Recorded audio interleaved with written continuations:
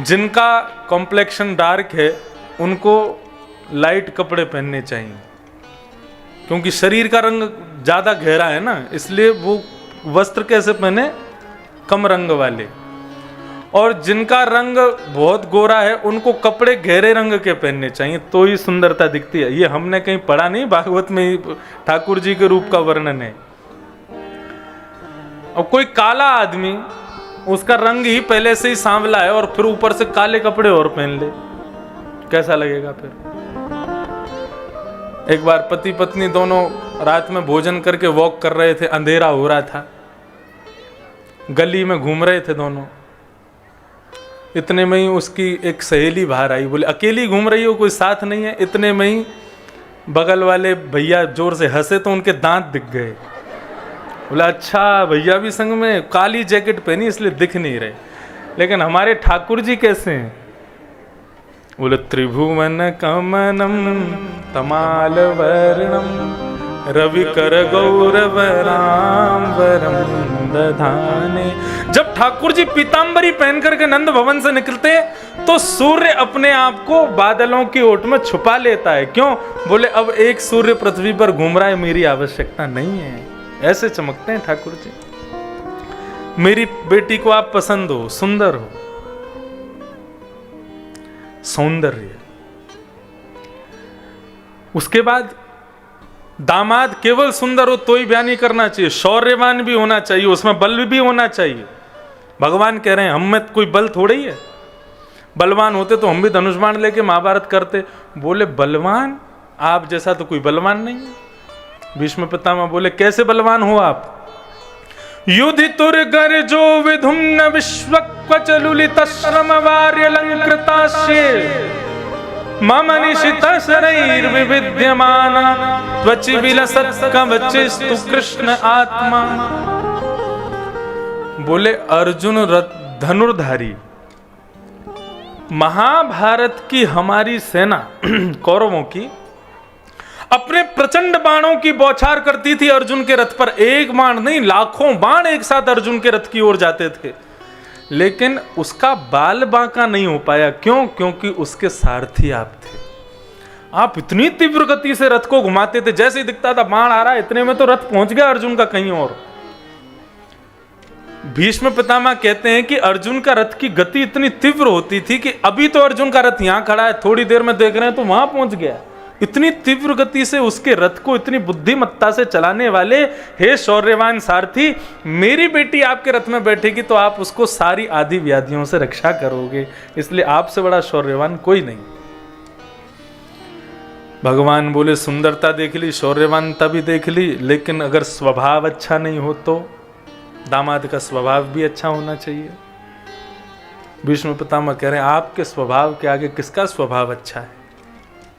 सपदि सखिवचो निशम्य मध्ये निज परयोर वलयोर रथम निमेश्य। ड्राइवर सेठ जी से कभी कहे कि सेठ जी गाड़ी निकालो मुझको ले चलो, सुनने में अटपटा लगेगा। सेठ जी कहें कि ड्राइवर से, ड्राइवर गाड़ी निकालो। लेकिन महाभारत में यही हुआ। अर्जुन, अरे उसकी क्या गरिमा आपके सामने। वो आपको कहता सेनयोर भयोर मध्य रथम स्थापयमेच्युत, हे अच्युत कृष्ण मेरे रथ को लेकर के आइए और मुझे बैठा करके बीच सेना के बीच में ले जाइए। और आपने क्या किया? बोले जो आज्ञा। आपका स्वभाव कितना मधुर है। एक दास स्वरूप अर्जुन की आज्ञा का पालन कर रहे हो आप। स्वभाव बहुत अच्छा है, मेरी बेटी तो आपको ही ब्याएगी। भगवान बोले समझदारी भी होनी चाहिए। हर प्रकार की स्थिति जीवन में आती है, विवाह के बाद समझदार नहीं होगा दामाद तो कैसे काम चलेगा। बोले व्यवहित प्रतना मुखम निरीक्ष्य स्वजन वधा द्विमुखस्य दोष बुद्धिया। अरे अर्जुन की दोष बुद्धि प्रकट हो गई थी अपने प्रियजनों को सामने देख करके। उसकी दोष बुद्धि को दूर करने के लिए आपने 18 अध्याय की गीता सुनाई अर्जुन को। आपसे ज्यादा समझदार और कौन होगा? मेरे लिए तो आपसे बड़ा समझदार कोई नहीं। अंत में आया, बोले प्रेमी होना चाहिए दामाद। बोले आपसे बड़ा प्रेमी भी नहीं है। स्वनिगम पहाय मृत प्रतिज्ञा मृतम अधिकर तुम वप्लुतो रथस्थः धृतरथ चरणो भयाश्चलद गुहु हरिरिवहन तुमिभम गतोत्तरीय। आज भीष्म पितामह को एक संदर्भ याद आ रहा है। महाभारत युद्ध चल रहा था, दुर्योधन भीष्म पितामह की ओर तिरछी नजर करके देखता है और कहता है अन्न खाते हमारा है, भला चाहते पांडवों का है। भीष्म पितामह बोला क्या बोलते हो दुर्योधन, ऐसी नमक हरामी करनी होती तो पहले ही चले गए होते हम कौरवों के पास, पांडवों के पास। अच्छा एक बात बताओ, ये वास्तव में भीष्म पितामह इतने बड़े भक्त हैं भगवान के, तो फिर ये कौरवों के पास क्यों गए? भीष्म पितामह से ये प्रश्न भगवान ने पूछा। आप मेरे इतने बड़े प्रेमी हैं तो फिर आप पांडवों के पक्ष में क्यों नहीं थे? यदि आप पांडव पक्ष से युद्ध करते तो भगवान ने वचन दिया था, बोले भगवान कहते हैं यदि आप पांडव पक्ष में होते तो मैं अर्जुन का नहीं आपका सारथी बनता मैं। भीष्म पितामह कहते हैं इसीलिए नहीं आया था मैं पांडवों के पास। क्यों? बोले आपने अभी अभी कहा कि आप मेरे सारथी बनते, और यदि आप मेरे सारथी नहीं भी बनते तो मैं अर्जुन के रथ के अगल बगल में कहीं खड़ा होता, पांडवों में होता है। तो बोले हाँ। तो बोले आपके पांडवों के पक्ष में होता तो या तो आपके पीछे खड़ा होता, या आपके दाएं में खड़ा होता, या आपके बाएं में खड़ा होता। आपके सुंदर मुखाकृति का दर्शन जो सन्मुख होकर के होता है वो मुझे कब होता? मैं तो इसीलिए कौरवों के पक्ष में गया ताकि आप मुझे दिखते रहो, आपके सुंदर। अब मेरी स्तुति सुनकर के क्या आपको पता नहीं चल रहा? मैं युद्ध थोड़ी कर रहा था, मैं तो केवल आपको देख रहा था। अब क्या कर रहे हैं, अब क्या कर रहे हैं, अब क्या कर रहे हैं? और उसी बीच का एक संदर्भ भीष्म पितामह सुना रहे हैं। आप प्रेमी कैसे? महाभारत युद्ध में दुर्योधन जब कहता है तब भीष्म पितामह कहते हैं तुझे बहुत डर लग रहा है मरने से, एक काम कर, अर्धरात्रि आज जब 12 बजेंगे रात के, अपनी पत्नी भानुमति को भेज देना मेरे पास। मैं अपने संपूर्ण जीवन के ब्रह्मचर्य की तपस्या और अपने संध्या वंदन सबका फल उसको दे दूंगा, अखंड सौभाग्यवती का आशीर्वाद दे दूंगा। वो सौभाग्यवती हो जाएगी, मतलब तू कभी मरेगा नहीं, अजर अमर हो जाएगा। भेज देना अपनी पत्नी को। और ये बात दो लोगों के बीच में हो रही थी, लेकिन तीसरा जबरदस्ती कान लगा के सुन रहा था। कौन? एक ही है, द्वारिकाधीश। अच्छा, तो रात में भानुमति को आशीर्वाद मिलने वाला है। अरे बेटा द्वारिकाधीश, यदि भानुमति को द्रौपदी नहीं किया तो मेरा नाम भी कृष्ण नहीं। अर्धरात्रि का समय हुआ, द्रौपदी के पास पहुंच गया, उसको उठाया, बोले जल्दी उठ। क्यों? क्या? बोले क्यों क्या? कुछ मत पूछ, तैयार हो, घूंघट कर ले और मेरे साथ चल। भीष्म पितामह को जाके प्रणाम करना है, आशीर्वाद लेना है उनसे। भीष्म पितामह का आशीर्वाद तो सुबह भी लिया जा सकता है। बोले सुबह तक बहुत देर हो जाएगी, अभी लेना है आज। और भानुमति आए उससे पहले जाना है। और भगवान ऊंची धोती पहन के, स्वाफा सिर पर बांध करके, ग्वारिया भेष धारण करके, ग्वाल बाल बन के पूरे, और लालटेन हाथ में लेके जा रहे हैं और कह रहे हैं सुन, कोई पूछे कौन आया तो मेरा नाम मत बताना, बस कह देना ग्वारिया है, हमारे यहाँ का नौकर है, ऐसे कुछ कह देना, लेकिन ये मत कहना कृष्ण आया है। ठीक। द्रौपदी भीतर घूंघट निकाल करके गई, अंदर जाकर के बैठी। उसके नूपुरों की आवाज सुनकर के भीष्म पितामह को लगा भानुमति आ गई। तुरंत भीष्म पितामह उठे, आ गई बिटिया, चलो बैठो। बैठ गई, अब घूंघट करके बैठी है, बड़े हैं। इतने में ही भीष्म पितामह गए और अपने दोनों बरदहस्त द्रौपदी के सिर पर रख करके अपने संपूर्ण जीवन की तपस्या, संध्या वंदन, पूजा पाठ, ब्रह्मचर्य का वरदान दे दिया। अखंड सौभाग्यवती भव। जैसे ही द्रौपदी को ये वरदान मिला, ये आशीर्वाद मिला, द्रौपदी का रोम रोम प्रफुल्लित हो गया।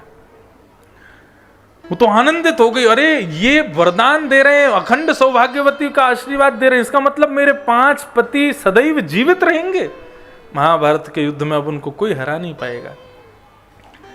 द्रौपदी एक बार तो जाने लगी, लेकिन फिर आया उसको याद कि कहीं ये कल को भूल नहीं जाए, तो इनको याद और दिला जाऊं। द्रौपदी आती है और अपना घूंघट ऊपर करती है वो कहती है पितामह तो फिर याद रहे पांचों की जिम्मेवारी आपकी है। अब महाभारत युद्ध में यदि एक बाण भी यदि मेरे पांचों पतियों में से किसी को लग गया तो आपकी जिम्मेवारी।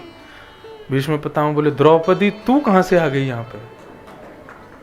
मैंने तो भानुमति को बुलाया था, तू कहां से आई? बोले मैं आपकी भक्ता नहीं हूं, मैं आपकी पुत्री नहीं हूं, मुझे आशीर्वाद का अधिकार नहीं है। भीष्म पितामह पहले तो सहम गए, आनंदित हो गए, वो चाहते तो यही थे। लेकिन फिर द्रौपदी का हाथ पकड़ करके जोर से सिंह की तरह गर्जना करते हुए बोले तू अकेली आई है, कोई लेके आया तुझे साथ? अब तो द्रौपदी घबराई नहीं, अकेली आई हूं, कोई नहीं आया मेरे साथ में। बोले कौन आया, मुझे सच सच बता। बोले गोपाल भैया आया। कौन गोपाल भैया? बोले हमारे यहाँ गैया चराता है, गोबर थापता है, दूध निकालता है, ग्वारिया है। चल मुझे दिखा कौन सा गोपाल भैया तेरा।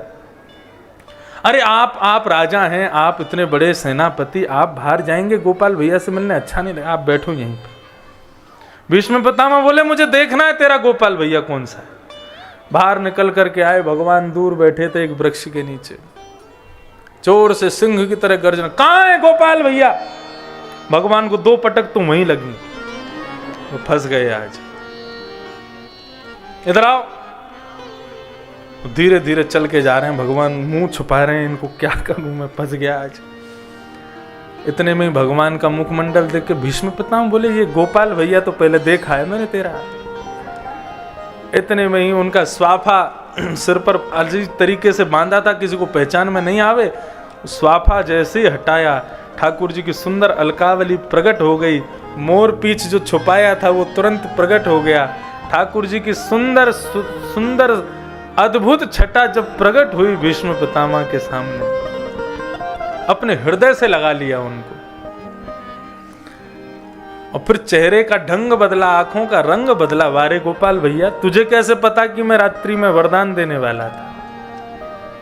भगवान बोले हम बचपन से जय जय हैं, हमको सब पता है, लेकिन कोई मानता ही नहीं कि हम जय जय हैं। ठीक है, तो तेरी जय जयगिरी कल से हम देखेंगे। महाभारत का युद्ध का नेतृत्व कल से मैं करूंगा और देखता हूं कैसे बचाते हो तुम पांचों पांडवों को। अब तक तो बैठ करके देख रहा था मैं। महाभारत का युद्ध प्रारंभ हुआ महाराज, उस दिन से पूरी कमान अपने हाथ में ले ली भीष्म पितामह। एक बाण का संसंधान करते हैं, आकाश में जैसे ही छोड़ते हैं एक से अनेक बाण निकलते हैं। 10 दिन में जितनी सेना कौरवों की पांडवों ने मार दी थी, चंद घंटों में भीष्म पितामह ने पांडवों की सेना खत्म कर दी और अपना ध्यान केंद्रित किया अर्जुन के रथ की ओर। जैसे ही धनुष बाण ऊपर लेकर के अर्जुन को केंद्र में लिया, भगवान की दृष्टि पड़ी, अरे भीष्म पितामह क्या कर रहे हैं, अपना वरदान भूल गए। रात्रि में आशीर्वाद दिया उसको द्रौपदी को और अब इसी को मारने को तैयार हो गए। क्या करूं, कैसे करूं, कुछ तो करना पड़ेगा। तुरंत ठाकुर जी ने देखा कि दूर रथ का चक्का पड़ा है। अच्छा, भगवान पहले प्रण ले चुके थे कि मैं शस्त्र नहीं उठाऊंगा। इसी शर्त पे तो कौरवों ने छोड़ दिया था भगवान को, नहीं तो कौरव अपने पक्ष में ले जा रहे थे उनको। भगवान ने कहा मैं शस्त्र नहीं उठाऊंगा। तब दुर्योधन बोला तो क्या तुम्हारी आरती करेंगे वहां पे, जाओ। तब पांडवों के पक्ष में भगवान गए। भगवान ने जैसे ही चक्र देखा, भीष्म पितामह को देख रहे हैं, चक्र को देख रहे हैं, फिर भीष्म पितामह को, फिर चक्र को। इतने में तो कूद पड़े, दौड़ करके रथ का चक्का उठा करके रथांग पाणे बन करके भगवान कूदे हैं भीष्म पितामह की तरफ। भगवान को आते देख रौद्र रूप में, नृसिंह रूप में जैसे ही भगवान को देखा, भीष्म पितामह ने अपना बाण ढीला कर दिया, छोड़ दिया और जोर जोर से ताली बजा करके कहने लगे, आप कयो में चक्र बिन शस्त्र बिन भूमि हरहूं सब भार। आप तो बिना शस्त्र के महाभारत युद्ध लड़ने वाले थे, तू हमको क्षत्रिय ना गिने, बोले ही वचन विचार। क्यों उठाया हाथ में चक्का? अरे देखो योद्धाओं, देखो बहुत बड़ी बड़ी प्रतिज्ञा ले रहे थे, शस्त्र नहीं उठाऊंगा, आज ये रथ का चक्का हाथ में पकड़ करके क्या कर रहे हैं ये? डार चक्र हरि हस पड़ो, दियो उत्तर ब्रजराज। ब्रजराज उत्तर दे रहा है क्या? आज तजी प्रतिज्ञा मोरी, मैं तोरी प्रतिज्ञा काज। आज मैंने अपनी प्रतिज्ञा को क्यों तोड़ा? भीष्म पितामह याद करो, जब मैंने कहा था कि मैं शस्त्र नहीं उठाऊंगा, उस समय तुमने क्या प्रतिज्ञा ली थी? भीष्म पितामह ने प्रतिज्ञा ली थी, वासुदेव कर चक्र न धरहि तो तुमको मुख न दिखाऊं, लाजत है मेरी गंगा जननी में शंतनु सुत न कहाऊं। यदि वासुदेव कृष्ण ने महाभारत युद्ध के मध्य में चक्र धारण नहीं किया, शस्त्र धारण नहीं किया, तो मैं शंतनु का बेटा नहीं, गंगा का बेटा नहीं, मरूंगा तो उल्टा गिरूंगा, किसी को अपना मुख नहीं दिखाऊंगा। मुझे अपनी प्रतिज्ञा की चिंता नहीं थी, मेरे भक्त ने प्रतिज्ञा की है कि मुझे शस्त्र के साथ देखना है, इसलिए मैंने शस्त्र उठाया है, ताकि तेरी प्रतिज्ञा पूरी हो जाए। आज भीष्म पितामह कह रहे हैं, यदि आपने शस्त्र नहीं उठाए होते तो आज मेरा ये शरीर उल्टा पड़ा होता, और उल्टा यदि गिरता तो मैं आपकी स्तुति कैसे गाता? ये सब आपको पता था, इसीलिए आपने शस्त्र उठाया, ताकि मैं सीधा गिरूं और आपकी स्तुति कर सकूं। इस प्रकार भीष्म पितामह ने भगवान की अति सुंदर स्तुति गाते हुए, जैसे उत्तरायण, यही मकर संक्रांति का दिन आया, उत्तरायण के सूर्य जैसे ही हुए, मकर राशि में जैसे ही सूर्य ने प्रवेश किया, उत्तरायण के सूर्य होते ही भीष्म पितामह के मुख से दिव्य ज्योति निकली, प्राण निकले और भगवान के श्री चरणों में जाकर के विलीन हो गए। बोलो भक्त वत्सल भगवान की जय। श्रीमद् भागवत के विशेष उत्सव कल से प्रारंभ हो रहे हैं। कल ठाकुर जी के भक्तों की चर्चा सुनेंगे, और चर्चा सुनते हुए ठाकुर जी का कल बड़े धूमधाम से नंद घरानंद भयो जय कन्हैया। कल बढ़िया सज धज के आइएगा, बढ़िया पीले कपड़े पहन के आना, पीले पटके डाल के आना, पीली पगड़ी पहन के आना। आरती से पहले कोई नहीं जाएंगे, सब लोग बैठ जाइए, अभी हम आरती करा ही रहे हैं बस। कल ठाकुर जी का जन्मोत्सव यहाँ पर मनाया जाएगा, और कल खूब आनंद से धूमा को ही गोकुल वृंदावन बनाया जाएगा। पहले ही बता देते हैं, कल की कथा बहुत नहीं, थोड़ी विलंब तक चलेगी, तो इसलिए अपने घर से सब लोग कह करके आना। और परसों फिर ठाकुर जी का 56 भोग उत्सव मनोरथ यहाँ पर किया जाएगा। सब लोग प्रेम और भाव से कथा में पधार ही रहे हैं, आनंद आ ही रहा है। प्रेम से जय जयकार करो, श्री वृंदावन बिहारी लाल की जय, राधा रमण लाल की जय, भागवत महापुराण की जय। ओम नमः पार्वती पतये, हर हर महादेव। जय जय श्री राधे, जय जय श्री राधे, जय जय श्री राधे। बोलिए भागवत महापुराण की जय। आप सभी से विनम्र अनुरोध है कि श्रीमद् भागवत जी की आरती के पहले कोई अभी जाए नहीं, आरती करके फिर प्रसाद लेकर के यहाँ से प्रस्थान करें।